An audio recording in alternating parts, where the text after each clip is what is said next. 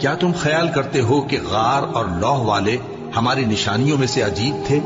جب وہ نوجوان غار میں جا رہے تو کہنے لگے کہ اے ہمارے پروردگار، ہم پر اپنے ہاں سے رحمت نازل فرما اور ہمارے کام میں درستی کے سامان مہیا کر۔ تو ہم نے غار میں کئی سال تک ان کے کانوں پر نیند کا پردہ ڈالے رکھا، یعنی ان کو سلائے رکھا۔ پھر ان کو جگا اٹھایا تاکہ معلوم کریں کہ جتنی مدت وہ غار میں رہے دونوں جماعتوں میں سے اس کی مقدار کس کو خوب یاد ہے۔ ہم ان کے حالات تم سے صحیح صحیح بیان کرتے ہیں۔ وہ کئی نوجوان تھے جو اپنے پروردگار پر ایمان لائے تھے، اور ہم نے ان کو اور زیادہ ہدایت دی تھی، اور ان کے دلوں کو مربوط یعنی مضبوط کر دیا۔ جب وہ اٹھ کھڑے ہوئے تو کہنے لگے کہ ہمارا پروردگار آسمانوں اور زمین کا مالک ہے، ہم اس کے سوا کسی کو معبود سمجھ کر نہ پکاریں گے۔ اگر ایسا کیا تو اس وقت ہم نے بے عقلی کی بات کی۔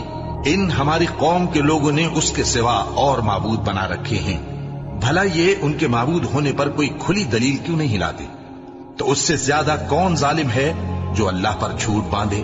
اور جب تم نے ان مشرکوں سے اور جن کی یہ اللہ کے سوا عبادت کرتے ہیں ان سے کنارہ کر لیا ہے تو غار میں چل رہو، تمہارا پروردگار تمہارے لیے اپنی رحمت وسیع کر دے گا اور تمہارے کاموں میں آسانی کے سامان مہیا کرے گا۔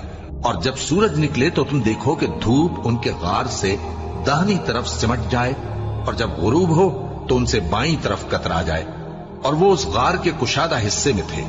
یہ اللہ کی نشانیوں میں سے ہیں، جس کو اللہ ہدایت دے وہ ہدایت یاب ہے، اور جس کو گمراہ رہنے دے تو تم اس کے لیے کوئی دوست راہ بتانے والا نہ پاؤ گے۔ اور تم ان کے متعلق خیال کرو کہ وہ جاگ رہے ہیں حالانکہ وہ سوتے ہیں، اور ہم ان کو دائیں اور بائیں کروٹ بدلاتے تھے، اور ان کا کتا چوکھٹ پر دونوں ہاتھ پھیلائے ہوئے تھا۔